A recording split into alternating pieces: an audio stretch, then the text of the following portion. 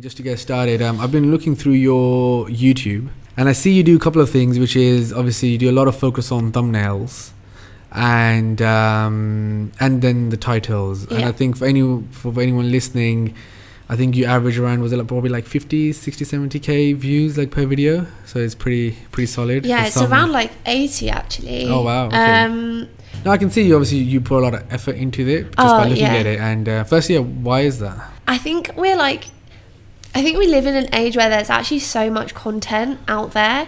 So if we can, and we're kind of like fighting for people's attention, right? So I think having like a catchy thumbnail and a catchy title is really important, just to get people to be like interested or to kind of get them watching. And it's marketing, so that's kind of, I think that's something that we realized not straight away but over time, because the content can be just as good, and if you don't market it as well, it's not going to get the views that you'd like it to. So I think marketing is really important, and therefore making sure that a good thumbnail and a good title is important. Like, let's say you're putting a video together. At what point are you thinking of the title and the thumbnail? So there's different like types of videos that I do. Sure. So at the moment I'm filming a video that is like, I'm halving my sleep for a week. Actually, this is like the 5th day, so I don't know how I'm like doing. I'm halving my sleep for a week. So that's kind of like the basis of the video. And then at this point, I've kind of already thought about the title. And then I don't script the video, but I plan the video around it. Yeah. Other videos I will tend to film. I kind of know what the topic is about, and then I'll come up with the title at the end. If there's something that I included more in depth in the video that I'm like, oh, that could be useful to put in the title. Yeah. So staying on title, I can see you've got here 3 must-know tips, slay your fitness journey, or what I eat in a day, come on holiday, most flattering summer outfit. So like, is it clickbait? Number 2, is it really related to the content? Like, is that something that you try to do? Do you think about keywords in the title? I saw you use like capitals a lot. Good question. Yeah, no, I really try to stay away from clickbait.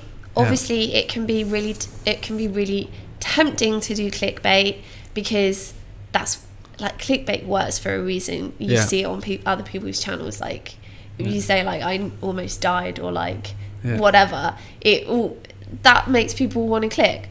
But no, I don't really do clickbait style titles, just because for me, like, the connection I have with my audience, I never want to feel like I'm like cheating them of something. Like, if I say something is in the title, that's what they're going to get. So for example, I mean, there are some ways to dress it up and make it sound like more sexy, obviously. Like, there was a video where I did burning 20,000 plus calories.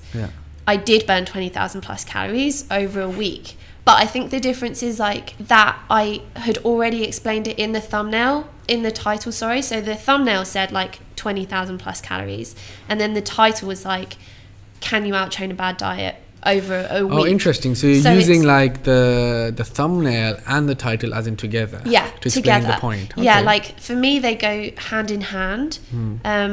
I try not to repeat what the title says on the thumbnail, but I like to use them as like complementary to each other. Have you always done this? Is it something that you picked up on like later? So let's just say, going back to when you had like 5,000 subscribers, what were you doing then? To be honest, when I like first started, language was never my forte. Like, I've always been very much a scientist, so everything I do is very literal, which means that I didn't really play on words, or I didn't know how to make something sound appealing. So my early titles were very much like literal. So they explained exactly what was in the video, but it didn't necessarily mean that people wanted to click on it, because it just sounded so like, I guess you learned the marketing side of it like later. Yeah, that just came with time, to see like what kind of worked and what made people want to watch, within limits though, because like I do really try and stay away from clickbait. I think it can massively backfire if you do it far too often.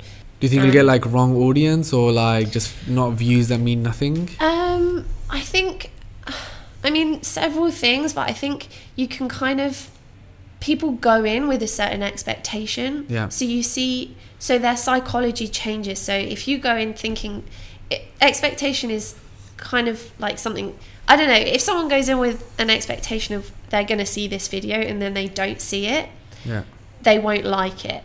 It's like if you have the expectation of like you're going to buy something, it's like this really upmarket thing, and then it comes and it's not that at all. Yeah. That's like that really lets you down, and you feel really bitter towards it. So it's like managing the expectations. So yeah, I think that's really important, because you don't want someone to go in being like all excited about the topic, and then it takes up like maybe a second of the video and then it's done.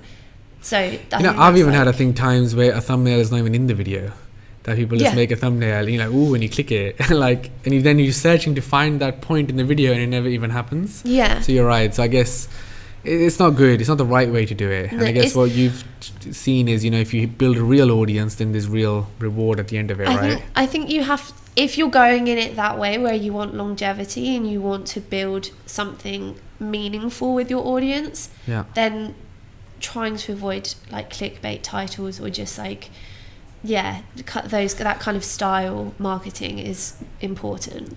What advice would you give to someone, even like, let's say myself, I'm just getting into my YouTube, about thumbnails and titles?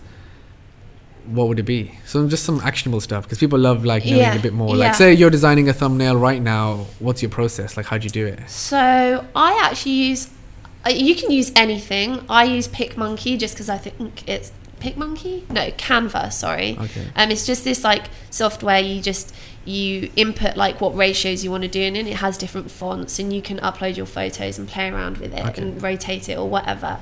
But for me, like, the most important thing is making the thumbnail clean, in the sense of like making it stand out, because you don't want something that's very noisy, because then the person doesn't quite know what the video is about. So you do want to limit the amount of words you put on your thumbnails.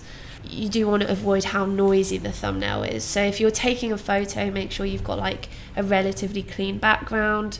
It depends. It depends what route you want to go down. I think it's nice to develop your own style of thumbnail. And then some people also like having like non-YouTube colors. Okay. So having like green or like black, or like things that aren't like red or white, so it just stands out more. Nice. To be honest, I haven't really like tried that out too much, although I have come back to like a bit more colourful thumbnails, just as I think mine were getting a bit too like washed out. I think your advice is very good. Even looking at your thumbnails, you clearly have a theme. They're very bright. It all look like it's fun and happy and something is happening. Yeah. So I guess, and I think the thing that you mentioned is probably the biggest takeaway, is that use your thumbnail and title in conjunction with each other, rather than it being a just a picture and then the thing. So like, you've got here the truth about fitness, and then in the thing it says 3 must-know tips. So it's almost like both things make sense. Yeah. The images make sense. So yeah. And then, and last thing with title is, again, not to make it too long, because obviously you have a character cut off. Yeah. When you're looking through someone's channel, or even if you're just looking through like the search or browse option, having like the catchy bit right at the start that's going to be caught in like I don't know if it's like 42 characters or something. It's quite short. Yeah. So really make sure to not have like a really, really lengthy title. Just on titles, one final point. Do you look at keywords? It depends. Like, I try not to make all of my videos like keyword heavy, because I at the end I do want to grow, but again, I want to create something like meaningful for my audience. And I appreciate that like not every video is going to go like viral or is going to like grow me. So I do want to make those videos, as many as my videos, like useful. Obviously there are big ones in like fitness. They're always, some of them are like more popular throughout different times of the year. vidIQ can be quite useful to look at keywords and like stats, so you can see how often the keyword is used. And I think like a good ratio is to see whether it's like it's used, but then it like ranks really highly, because you can have things that are really often used and not ranked that highly. I think like how to is like a good one, because that one is used so much, but then the actual chances of your thing coming up because of a how-to video is quite unlikely. Yeah, exactly. So, yeah. All right. And I think the final thing is like, so definitely no to clickbait titles for you.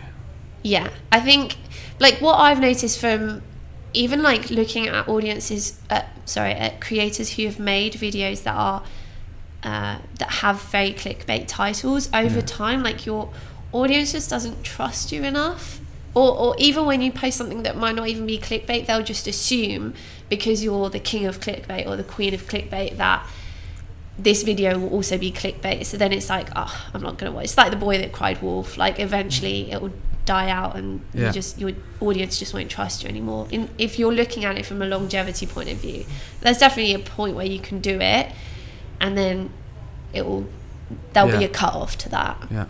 All right. Awesome.